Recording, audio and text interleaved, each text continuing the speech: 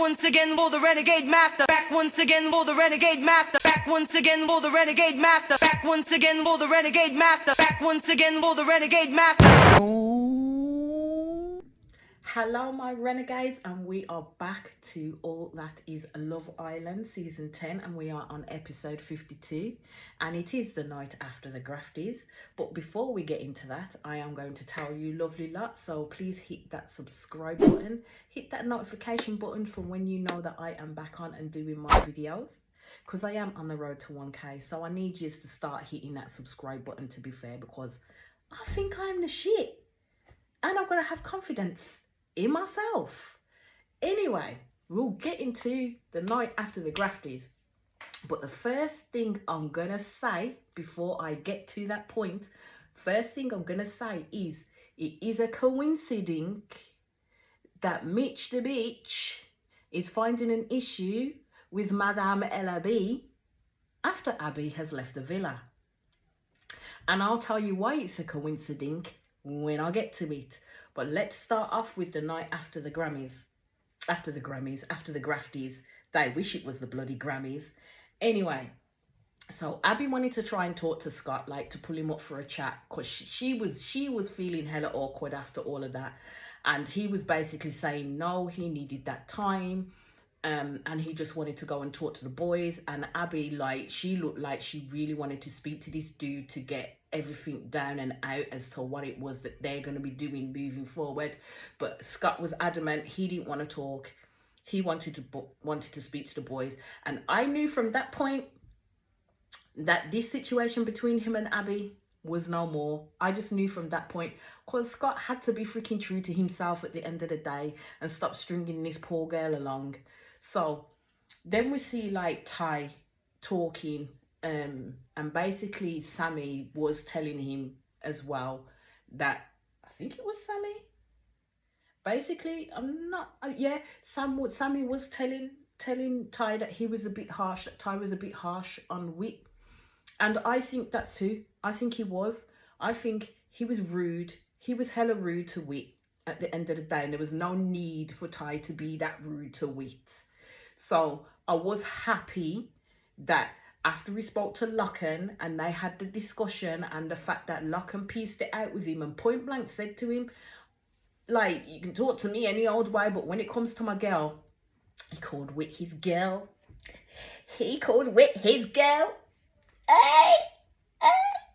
He called Whit his girl. I like that. I do like them two together. But anyway, like, when it comes to my girl, I ain't gonna have you like saying the shit that you said to her. So they kind of pieced it out, and then Ty then tried to go over to Whit to apologize. And this is why I like Whit. And this is why I like Whit. And all the other girls need to take a leaf out of Whit's book, man. Because she was not going to jump when Ty said jump.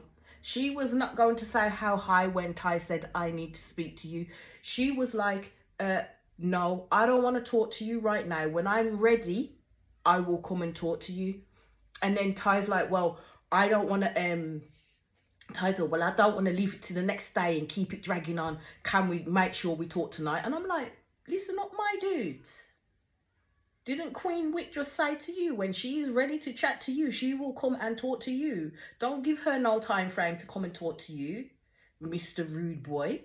At the end of the day, when you're dealing with Whit, you're dealing with someone completely different. You're dealing with a woman that knows her worth and knows how she should be spoken to. You ain't dealing with no dibby girl out here on no street. That's all I'm saying in that situation. You ain't dealing with no dibby girl out here on no street. So when you're presenting yourself to Whit to talk to her to apologize, present yourself good. Otherwise, you're going to get that apology shoved straight down your throat. But anyway, they did manage to talk. Whit did go over to him and they did have the conversation, and he did apologize to her and they hugged it out. So that was nice to see. But with Ty, I think he's got a quick trigger temper. He really has a quick trigger temper when something pisses him off, because I don't think Whit pissed him off in that sense. It was the situation in terms of the instances when they put up when Ty and Ella B were talking and how people were taking it, inferring it in different ways. Well, I inferred it differently. I didn't think he was giving that girl no play at the end of the day, because we've seen Ty when he's playing his game. We've seen Ty when he's doing that, and he was no way in the same way doing that with Ella B. That's how I saw it anyway. But I think that, and the culmination of all the girls, and including OG Ella not being on his side in that regard, pissed him the fuck off, that he took it out on Wit, and that was not fair on Wit at the end of the day. So I'm glad he sucked up his shit and went and apologized to her. Then we have Ella B like having a chat with the girls and talking about the issue when OG Ella came to her in the bedroom and how uncomfortable she felt, and she felt that that conversation was heated. And I thought, my girl, you must not have been there long enough if you ain't seen how heated OG Ella can get at the end of the day when she is upset and frustrated with things. That was not a heated conversation. That was not a heated conversation at the end of the day. You need to grow a pair. Like, she seriously needs to grow a pair, because that was not a heated conversation. That conversation between OG Ella and Ella B when she first came in and she did what she did with Ty and she lied in the girl's face, that was not a heated conversation at all, because we have already seen when OG Ella gets heated to 100 degrees. That was not even Luke motherfucking warm at the end of the day. So then you see Mitch and Scott have a chat basically, and Scott does apologize for literally getting angry and calling Mitch a knobheads. Me myself, I would not have apologized. I would not have apologized, because I already done been calling Mitch the dickhead. He's a dickhead. So I would not have apologized, because he does dickhead behavior things. That's what Mitch did. And the grafties was a total dickhead behavior move on Mitch's part. And this is why I keep saying that Mitch is the bitter one. And Mitch is the one that cannot leave Abby alone.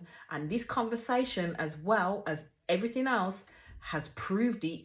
The conversation that he had with Scott proved that he cannot leave this girl alone. Because why is he sitting there and trying to tell Scott that he needs to stop leading Abby along, and he needs to tell her whether he's going to end it or not, because he doesn't want to see her hurt?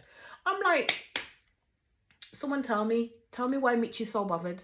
Why is this dude so bothered about anything to do with Abby? The way that he's been talking to Abby and talking about Abby, what's this got to do with him at the end of the day? Because my man is doing too enough, and people can start to see, well, I'm starting to see that actually it's Mitch that is hung up on Abby. It is definitely Mitch that is hung up on Abby, and his attitude is showing it. I don't know if Ella B can see it. But that's what I definitely see. But yous like, let me know what you think, because Mitch ain't hiding that shit in the slightest, because everybody's too far gone and concentrating on what's happening with Abby and Scott, and letting this man fly under the radar with his jabs and certain shit that he says, because he's too invested in this thing with this Abby and Scott. He's too invested in it, and he needs to take a step back and mind his business. So then we get to the morning and everybody's getting up, and Scott actually comes out and gives Abby a cup of tea, and I said that was a little too late. Too little, too late. At the end of the day, it was a little too late on that sense. He could have done that some time ago. I don't know if he was trying to force the situation or show her that, you know what, I still want to try with you. But I knew from after the grafties, when he didn't really want to talk to Abby and he wanted to go talk to the boys, that this man was not feeling it. This man was definitely had his foot out the door to say that actually, I don't really want to be in a relationship with you, because I'm not feeling it at all. To Scott, talking to the lads in the kitchen after he's gone up and spoke to Abby, and basically saying to the lads that he thinks he's going to call it an end to whatever it is that they're doing. Basically, he's got to find a time frame in terms of how long he's going to keep exploring this, and it's just not going the way that he wants it to be. Now, we all know Scott can be very tactile. He can. Scott can move Bernard burner. Scott can move faster than the speed of light if he really, really, really wants to, and if he's really interested in the girl. Case in point was Kath. Look how fast he moved with her, and look how upset he got when she brought Ellen back at the end of the day, because he was invested in Kath. Now we see he was invested in Kath. But with Abby, his behaviours don't lend to the same kind of feeling. And I swear, and as I said in my last episode, I don't get how these girls just keep letting these men constantly tell them guff. They believe it and they keep trying and trying and trying when you know you're not getting nothing back. Abby says she's not getting nothing back, but yet she still wants to try. Why? It's time to literally come out of that wardrobe, pull yourself out of Narnia, yeah, and say this is not going to work. At the end of the day, it is not going to work.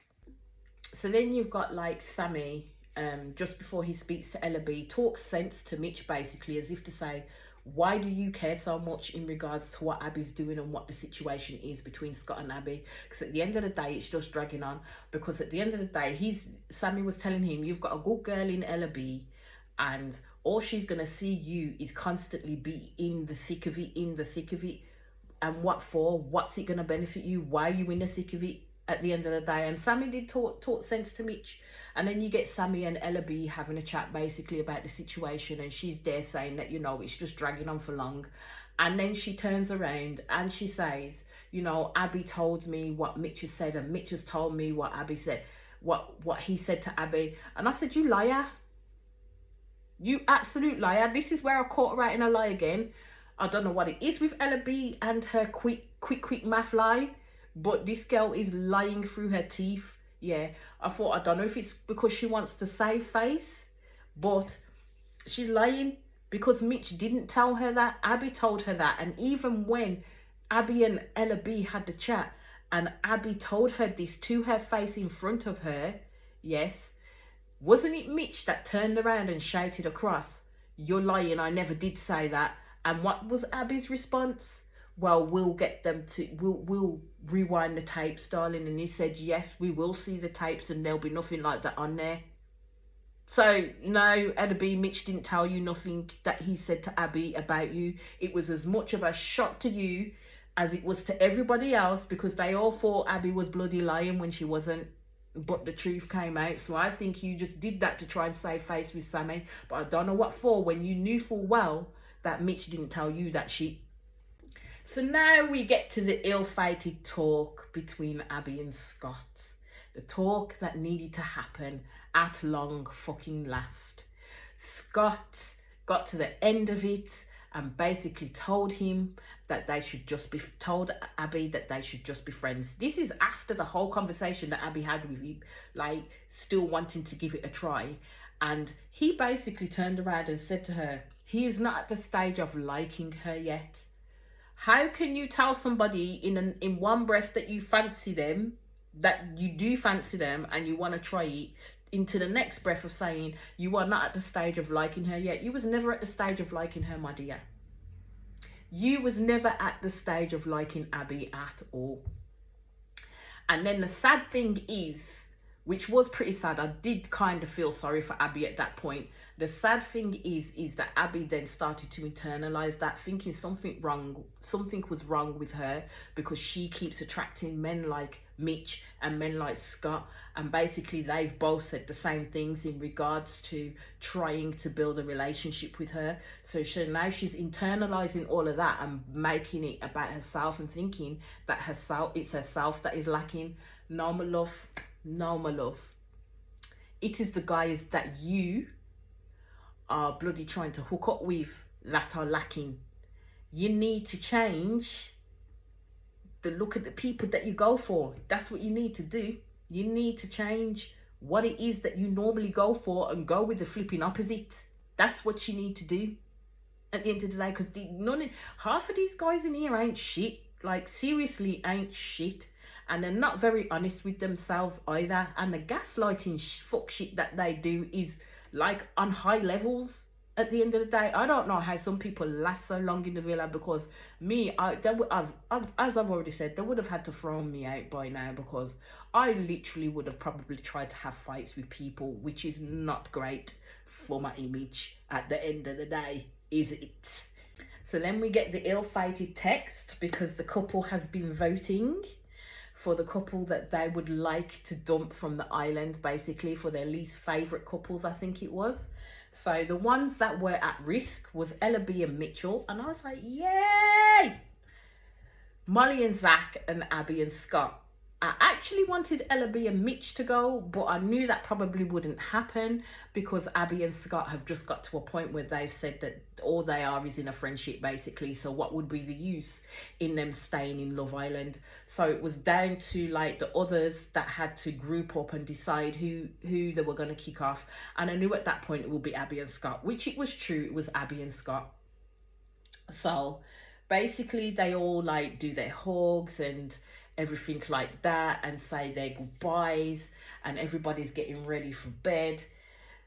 And then this is where I said at the beginning, when I talked about the coincidence of freaking Mitch, and then Mitch goes to Locken talking about Ella B fake, like he believes that she's a fake person and wants anything to stay in this villa, and anything will be hanging on to him. And I'm like, there's seriously something wrong with you, my boy. There is seriously something wrong with Mitch. Here it comes again. Here it comes again. And then Sod's Law, Ella B walks into the room and it goes quiet. Now, she must have had the feeling that something odd was being talked about. And then he tells all the other lads that he thinks she's fake, that something just ain't gelling up with her or matching up with him. So let me lay this out for yous now, okay? Now there's no longer an Abby in the villa for him to play up with in regards to Ella B, because now it seems as though he was doing that shit to get on Abby's nerves. Now Abby's no longer there, he no longer needs Ella B. So he's literally throwing Ella B under those fucking bus wheels and rounding back on her again. So basically, they kind of know now, because they're going to have their final dates. And within those final dates, they have to pick the least compatible couple. And the least compatible couple that they've picked gets thrown off the island. Why do you think Mitch has done that? Why do you think Mitch has literally turned around now to say that Ella B's a fake person, to basically put a spotlight on his relationship and pull that into question? Right after Abby leaves, and then right before they have to choose which next couple should be dumped, who are the least compatible. And doesn't Abby and Mitch live near each other? Don't they live near each other as well? Told you. A bit of a coincidence that. A bit of a coincidence that. So it tells me all I need to know about bloody Mitch the bitch at the end of the day. Well, that's where I am going to leave it. I shall be back on your screens very soon with another episode. As I keep saying, please hit that subscribe button. Hit that notification button for when I am back and doing another video. And as I said in the beginning, I am on the road to 1K. I thank all my renegades for following me and for rocking with me at this moment in time. I appreciate every single one of the follows that I do get, or subscriptions, as I say, that I do get. And I shall be back very, very soon. Peace out.